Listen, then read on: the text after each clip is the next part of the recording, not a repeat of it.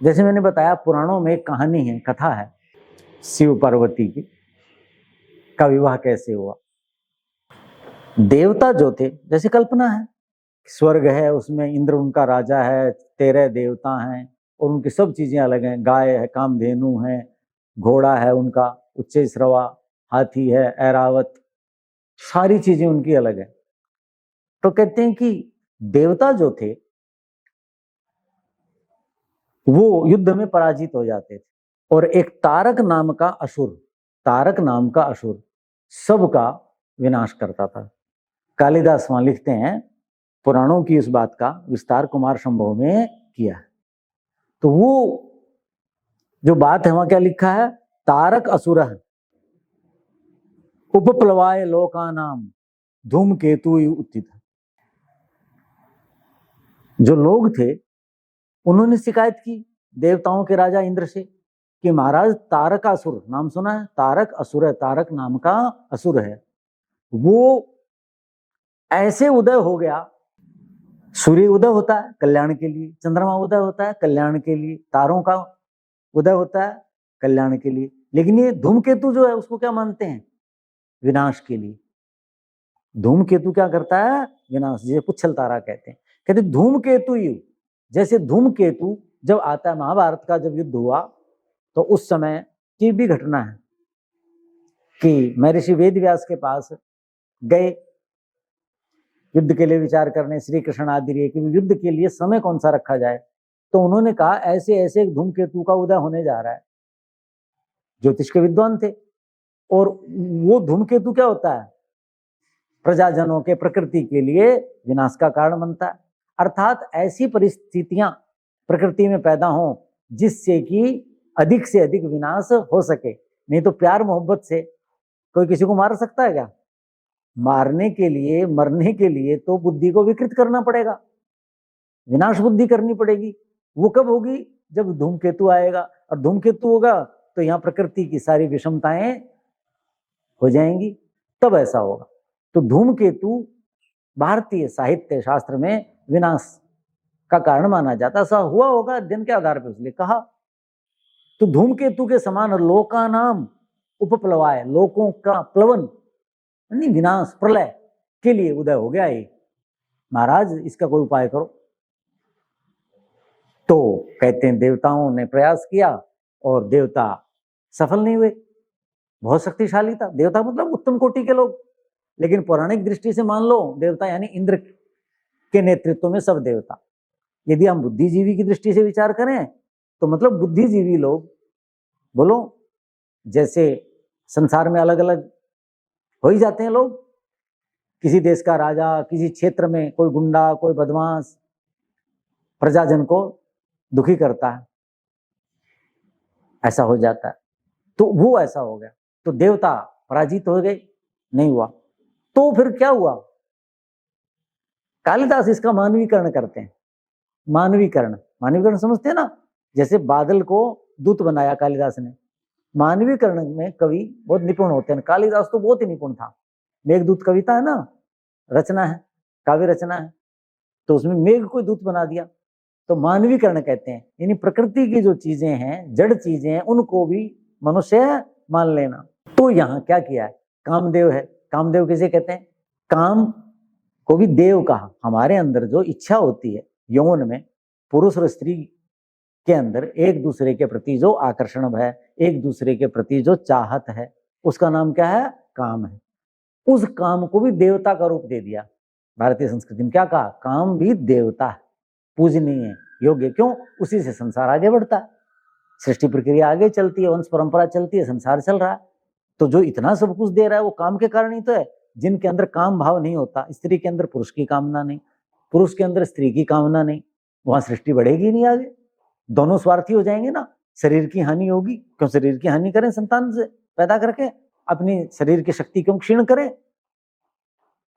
तो ये जो काम करवाता है वो देवता हुआ, परोपकार का काम करवा रहा है, नई सृष्टि कर रहा है, वंश वृद्धि कर रहा है और संसार चल रहा है। तो इसको देवता कहा है भारतीय संस्कृति में। किसको, काम को। तो कामदेव को कालिदास ने मानव के रूप में चित्रित किया कि देवताओं कि राजा इंद्र ने कामदेव को बुलाया। कामदेव, वसंत ऋतु, ये सब क्या है? उसी के साम्राज्य के लोग हैं, अलग अलग सेनापति कह लो। कामदेव का काम क्या है? इंद्र के कहने से मन चाहे उसको गृहस्थ में डाल देना। मान लो कोई तपस्वी है, साधु है और कुछ है, तो उन्होंने बुलाया कि भाई कामदेव, देवता, तुमने काम करना है, देवताओं की इच्छा पूरी करनी है। तो प्रसंग सुनाता हूं, उससे आपको पता चलेगा कि शिव जी कितने बड़े योगी थे, कितने बड़े योगी थे। क्या योगी को गृहस्थ बनाना है, और उनकी जो संतान होगी इतने महान योगी की, जितेंद्रिय की, उसका जो तेज है, उसका जो वीर्य है, उसका जो शुक्र है, उसमें कितनी सामर्थ्य होगी, उससे जो उत्पन्न संतान होगी वो देवताओं के सेनापति बने, और फिर इस असुर को मारा जा सकता है। और फिर मारा गया। तो वो प्रसंग सुनाते हैं। कालिदास क्या लिखते हैं? तव प्रसादात कुसुमायुधोपि सहायम एकम मधुमेह लब्ध्वा कुर्याम हरस्या पिपीनाक पाणे धैर्य च्युतिम में मम धन विनोन्य है। ये कहा तव प्रसादात। कामदेव को कुसुम आयुध कहते हैं। कुसुम मानी फूल ही जिसके हथियार हैं। बताओ, फूलों से वज्र जैसे या और कठोर हथियार हैं जो कठोर धातुओं से बनते हैं। शत्रु के पास तो वो हो, अरे इधर क्या हो, फूलों के हथियार हो। कहते हैं मैं फूलों के हथियार वाला हूँ। कामदेव को फूलों को हथियार वाला क्यों कहते हैं? कि जो फूल हैं वसंत ऋतु में आते हैं, ये क्या करते हैं? प्रहार करते हैं। किसके ऊपर? युवा स्त्री, युवा पुरुष के ऊपर, और उसको छलनी कर देते हैं, घायल कर देते हैं, अपने अधीन कर लेता कामदेव। किससे? फूलों से। अर्थात फूलों को देख करके उनके अंदर राग, आसक्ति पैदा होती है, और वो अपना जो मूल ध्येय है, मूल लक्ष्य है, समझ गए कि नहीं, उसको छोड़ करके गृहस्थ के मार्ग पे चलने लगते हैं, एक दूसरे को चाहने लगते हैं। तो कुसुमायुध कहा जाता है किसको? कामदेव को। फूल ही उसके हथियार है, उन्हीं से वो सबको घायल करता, अपने वश में करता। कहते मैं फूलों के हथियार वाला हूं, फिर भी कहता है मैं। पिनाक वाणी शिव को कहते हैं। उसको नहीं पता कि शिव जी के लिए मेरे को काम में लगाया जा रहा है। कहते हैं शिव जी जैसा, जिसके पास ऐसा तगड़ा हथियार है, कहते हैं मैं तो उसको भी अपने वश में कर सकता हूं। और जो कहते हैं धनवी योद्धा है, उनकी तो बात ही क्या है महाराज। कब से? कहते हैं मधु सहाया। मधु, ये वसंत ऋतु मेरा मित्र है। ये वसंत, यहां तो ऋतु कह दिया ना मैंने, वहां वसंत ही कह दिया सीधा, यानी पुरुष। जैसे कामदेव को पुरुष बना दिया, वसंत ऋतु को क्या बना दिया? वसंत। यानी दोनों मित्र हैं। ठीक है। तो कामदेव कभी भी किसी पर प्रहार करता है तो किसके साथ करता है? अपने मित्र वसंत के साथ करता है। समझ गए? वो सहायक बनता है इसका, तब वो सफल हो पाता है। तो कहते हैं मैं तो शिव जी का भी धैर्य डिगा सकता हूं, जो इतना तपस्वी, इतना सब कुछ है। औरों की तो बात ही छोड़ो, आप आदेश दो महाराज। कौन कहता है? कामदेव कहता है इंद्र को। इंद्र ने बुलाया कि भाई तूने काम करना, बताया नहीं था भी काम, कहने तेरे से एक काम है। क्या कहते हैं? अवैमिते सारम, तेरे सार को, सार मतलब शक्ति, ताकत, पराक्रम, उसको मैं जानता हूं। अतः खलु त्वाम कार्ये गुरुणी, गुरुणी कार्य, इसलिए मैं तुझे इस एक महान कार्य में, कहता है, नियोक्षे, लगाना चाहता हूं। आत्मसमम, तेरे अपने अनुरूप है वो कार्य, तू कर सकता है। और तेरी शक्ति मेरी तरह है, जैसे मैं ताकतवर हूं, तेरे अंदर भी शक्ति है, सामर्थ्य है। और मैं तेरे को, तेरी सामर्थ्य योग्यता को देखते हुए तेरे करने योग्य कार्य, उस काम में तुझे लगाना चाहता हूं। तेरी सामर्थ्य है, मैं जानता हूं। क्या? कि ये जो देवता है ना, जैसे बैठे होंगे आसनों पे, वहां का वर्णन करता है कि अमी देवा, ये देवता क्या चाहते हैं? सेनान्यम, उस जयाय, उस राक्षस पर। किस राक्षस पर? तारक राक्षस पर जयाय, विजय पाने के लिए सेनान्यम, एक सेनापति चाहते हैं। ये क्या चाहते हैं? कि एक सेनापति हो जाए, मिल जाए इनको। किनको? अमी देवा, इन देवताओं को। वो सेनापति कौन हो सकता है? बोलो। भवस्य वीर्य प्रभवम, भवस्य शिव के वीर्य से, तेज से, शुक्र से उत्पन्न सेनापति चाहते हैं। ये तूने करना। शिव जी का जो तेज है, 7वीं धातु है, उससे उत्पन्न संतान इनके सेनापति बन जाए, इनकी ये इच्छा है। महान तेजस्वी जितेंद्रिय, उसका तेज कैसा होगा? सहन करो। एक भांग पी करके जो जीवन यापन कर रहे हैं, उनका शुक्र, उससे उत्पन्न संतान कैसी होगी? सोचो। भांग के पकोड़े खा करके जो जीवन जी रहे हैं, उनसे जो बनेगा शुक्र, 7वीं धातु, उसकी संतान कैसी होगी? कैसे शिव के साथ अनर्थ किया नालायकों ने। कहते हैं कि भाई ये करना है तुमने, क्या करो फिर? इसके लिए तुमने प्रयास करना है। तस्मै हिमाद्रे प्रयताम यत्तनुजाम यतात्मने रोचि तुम यतस्व। कहते हैं यतस्व, तुमने प्रयास करना है। क्या करना है?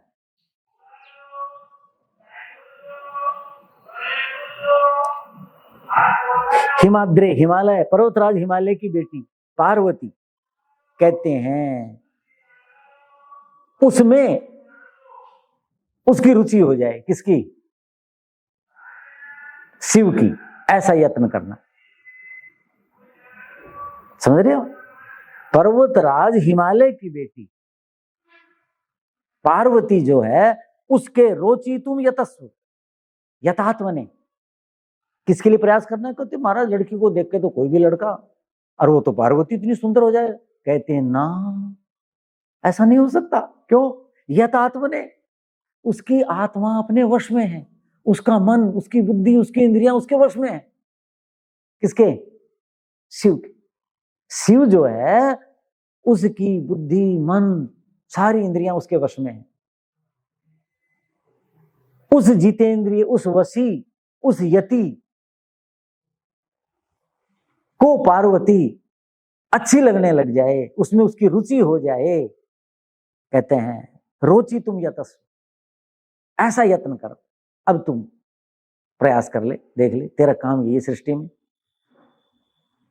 दूसरे के प्रति आकर्षण पैदा करना। क्यों? कहते महाराज पार्वती क्यों? पार्वती क्यों? प्रश्न आ सकता है ना, और भी तो स्त्रियां हो सकती हैं। कहते हैं भाई, बताया ना कि सेनापति किसे बनाना चाहते हैं देवता? जो शिव के तेज से, शिव के तेज से जिसकी उत्पत्ति हो, उस तेज को, उस शुक्र को, उस वीर्य को, उस 7वीं धातु को और कोई संसार की स्त्री धारण करने में समर्थ नहीं। भांग नशेड़ी वाली की तो कोई भी धारण कर ली, है क्या उसमें? इस संसार में इतनी जनसंख्या हो रखी, मानसिक विक्षिप्त, दुखियारे, बुरा हाल, सहन शक्ति नहीं, कुछ भी नहीं है, हाय हाय में दुखी हो रहा संसार, कीड़े मकोड़ों की तरह फैली हुई जनसंख्या। ये कौन सी है? विलासी लोगों की, दुर्व्यसनी, दुराचारी लोग, ज्यादातर बुरा हाल है। कितने लोग हैं जितेंद्रिय? कितने लोग? इसलिए जितेंद्रियता की महत्ता। तो कहते हैं योचित सुतद वीर्य निषेक भूमि शैव क्षमा। योषित्सु, संसार की स्त्रियों में, इस समय संसार में जितनी स्त्रियां हैं उनमें कहते हैं तद वीर्य, उस शिव के वीर्य, शुक्र, तेज, वीर्य और शुक्र भी छोटा शब्द है, तेज, तेज, उसके तेज को कहते हैं धारण करने में सा एव क्षमा, वो पार्वती ही क्षम, समर्थ है, योग्य है, वही उसको धारण कर सकती है, उसके बीज को। इति, ऐसा। आपको क्या पता? अति आत्मभुव उपदिष्टम, ब्रह्मा ने ऐसा कहा है। ब्रह्मा को सब देवताओं से बड़ा माना जाता, सृष्टि का रचयिता। आत्मभुव उपदिष्टम, ब्रह्मा ने ये बात बताई है, ये कहा है कि शिव का जो तेज है, शुक्र है, उसको पार्वती ही धारण कर सकती है। क्यों कर सकती है? क्योंकि पार्वती में वो योग्यता है, वो गुण है, वो तपस्विनी है, वो साधिका है, वो जितेंद्रिय है, नाच गाने वाली, उनको देखने वाली, श्रृंगार करके संसार में इधर उधर घूमने फिरने वाली सामान्य स्त्रियां, उनमें सामर्थ्य कहां से आ सकती? क्योंकि पार्वती राजपुत्री है लेकिन विलासिनी नहीं है, जितेंद्रिय है। अपर्णा कहा था ना, कितनी तपस्विनी अपर्णा है। पार्वती ने शिव को क्यों अपना हृदय स्वर चुना? गुणों से प्रभावित होकर के। राजा का बेटा है क्या इसलिए चुना? बहुत सुंदर है क्या? पूरे विश्व में सबसे सुंदर है, सजीला जवान है ना? शिव शिव शिव मंगल कारक है, गुणी है, संसार का कल्याण करता है, संसार के विष का, बुराइयों का पान कर लेता है और उनका उस पर कोई प्रभाव नहीं पड़ता। पहले व्याख्यान में मैंने बताई, सिद्ध यथार्थ स्वरूप उन गुणों से प्रभावित हुआ, इसलिए वो सामर्थ्य है उसके अंदर। मैंने कहा ना तेज, कालिदास वो कहते हैं शकुंतला ने जब दुष्यंत के गर्भ को धारण किया, दुष्यंत के द्वारा स्थापित गर्भ को कह लो धारण किया, तो ये सूचना आकाशवाणी से ऋषि को यज्ञशाला में हुई थी। गुरुजी को नहीं पता था, वो तो बाहर गए हुए थे। जब राजा और आया था गुरुजी को मिलने और शकुंतला कुलपति थी, तो उस समय उन्होंने विवाह किया एक दूसरे से प्रभावित होकर के, और शकुंतला जो है वो आपन्न सत्वा हुई, गर्भवती हो गई। ये सूचना गुरुजी को कैसे दी जाए, कैसे दे सकते हैं? भारत में तो परंपरा ऐसी नहीं है इस रूप में कहा जाए। तो यज्ञशाला में आकाशवाणी हुई। यज्ञ करके गुरुजी जब यज्ञशाला से बाहर निकलने लगे प्रवास से आकर के, तो क्या हुआ? दुष्यंतेन आहितम तेज दधानाम भूतये भुव अविहितनयाम ब्रह्मन् अग्नि गर्भाम समीमिव। हे ब्रह्मन अवेही, इस बात को आप जाने क्या?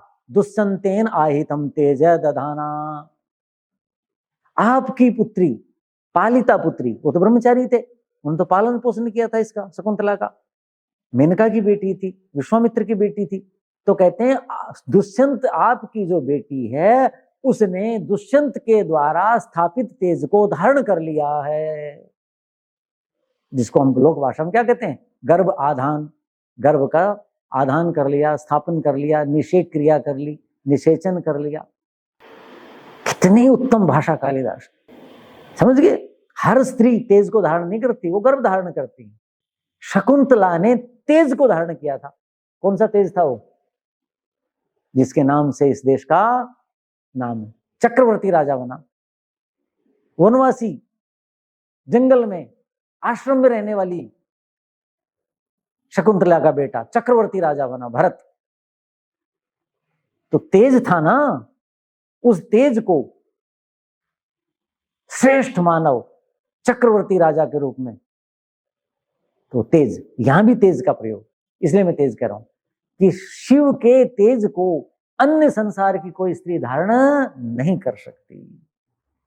अब देखो यहां क्या कहा, शिव का इतना तेज है, शिव की जो सातवीं धातु है वो वीर्य, शुक्र, वो तेज है, और कोई स्त्री धारण ही नहीं कर सकती। नशा करने वाला, तमाकू खाने वाला व्यक्ति, उसमें तो शुक्र होता ही नहीं, सातवीं धातु रहती ही नहीं। जितनी नशीली चीजें हैं, तमाकू आदि रुक्ष होती हैं, धतूरा, भांग, गांजा, अफीम, ये जो लोग होते हैं, इनके अंदर सातवीं धातु होगी, धीरे धीरे सब सूख जाएगी। बताओ, आप स्वयं सोचो, आयुर्वेद का नियम है, तो आयुर्वेद का नियम है, जो तमाकू खाएगा, भांग पिएगा, धतूरा लेगा, गांजा लेगा, अफीम लेगा, ये मादक, उसकी सारी धातुओं को सुखा डालेगा। कौन? ये नशा। और जब रस, रक्त, मांस, मेद, मज्जा, अस्थि यही नहीं होंगी, यही क्षीण होगी, तो सातवीं धातु बचेगी नहीं? होगी। और जिसको तुम भांग धतूरे वाला कहते हो, जिसके नाम से कहते हो कि वो पीता था, उसके अंदर 7वीं धातु इतनी तेजस्वी हो जाएगी कि जिस वो पृथ्वी पर धारण करने वाली एक ही तपस्विनी हो सकती है, राजपुत्री तपस्विनी, और कोई धारण नहीं कर सकता। कितना सृष्टि के विरुद्ध काम है। ये तो शरीर विज्ञान के विपरीत है, मेडिकल साइंस के विपरीत हो गया। योगी को, जितेंद्रिय को, यति को आप दुर्व्यसनी कहते हैं। इसलिए मैं कहता हूं वो महान योगी थे। ये कैसे हो सकता है? अब वहां क्या लिखा था देखो, भुआ भूतये, राजा दुष्यंत ने जब तेज स्थापित किया तो स्वामी जो थे, कण्व ऋषि जो थे, उनको आकाशवाणी क्या कहती है, शकुंतला ने दुष्यंत के द्वारा स्थापित तेज को धारण किया है। किस लिए किया है? भुआ भूतये, भूमि के कल्याण के लिए। भूमि का मतलब क्या हुआ? इस भूमि पर रहने वाले मनुष्य, पशु, पक्षी आदि, लता वनस्पति आदि सबके कल्याण के लिए धारण किया। तो यहां भी पार्वती के द्वारा देवता क्या करवाना चाहते हैं? भूमि के कल्याण के लिए शिव के तेज को वो धारण करे और योग्यतम देवताओं का जो सेनापति बन सके। इच्छा बताई थी ना कि वो क्या होगा, भूमि का कल्याण होगा कि नहीं होगा। लिखा था ना कि ये धूमकेतु जैसे विनाश करता है भूमि का, ऐसे लोकानाम, लोकों का उपप्लव, प्रलय करने के लिए उठ गया विनाश। तो भूमि पर रहने वाले मनुष्य, पशु, पक्षी, प्राणी, इन सब का, प्राणी जगत का कल्याण करेगा। ऐसा है। तो कहते हैं जी ठीक है जी, कर लेंगे। इंद्र कहते हैं, क्या कहते हैं? इंद्र कहते हैं ना, इतना आसान नहीं है, इतना आसान नहीं है। क्यों? सच है ब्रह्मांग भू, वो जो शिव है ब्रह्मांग भू, ब्रह्म कहते हैं ज्ञान, ज्ञानमय हुआ है सारा, सब कुछ ज्ञानमय है। मेरी बहुत बड़ी इच्छा रहती है, मुझे को पढ़ना, पढ़ाना, शास्त्र चिंतन करना बहुत अच्छा लगता है। मैं चाहता हूं सारे दिन कोई मेरे से शास्त्र चिंतन करता रहे। समय पे मुझे कह दे, आचार्य जी आपके भोजन रख दिया, कर लो। मैं अच्छा भाई चलो कर लेते। आचार्य जी आपका बिस्तर बिछ गया है, देर हो रही है, सो जाओ, फिर कर लेंगे कल चर्च। अच्छा, मुझे कोई याद दिलाए, ऐसी मेरी इच्छा होती। मैं ब्रह्ममय बनना चाहता हूं। तो कहते हैं ब्रह्मांग भू, वो तो ब्रह्म, ज्ञान, वेद, शास्त्र उनके अंग बन चुके हैं। किसके? शिव के। वो ब्रह्म ज्ञानमय हो चुका। और कैसा है वो? ब्रह्मणि योजित आत्मा, उसने अपनी आत्मा ब्रह्म में लगा रखी। किसने? उस शिव ने, उस मंगलकारी युवा ने। युवा और योग में लग जाए, वो तो नाच गाने करता है, श्रृंगार करता है। ब्रह्मणि योजित आत्मा, शिव, कामदेव शिव ब्रह्म में अपनी आत्मा लगा रखी है। वो तो मुक्ति पाना चाहता है। उसको इतनी जल्दी तुम सोच रहे हो कामदेव कि तुम गए और वो बस तुम्हारे प्रभाव में आ गया और पार्वती के पीछे पीछे घूमता फिरेगा। ऐसा नहीं है। ऐसा कहा तो इतना ही था। तो क्या हुआ? कामदेव बोला ठीक है महाराज, प्रयास करता हूं, इतनी तो शक्ति है, मुझे देव कहते हैं लोग, देव, दिव्य शक्ति है मेरे अंदर, मैं करूंगा।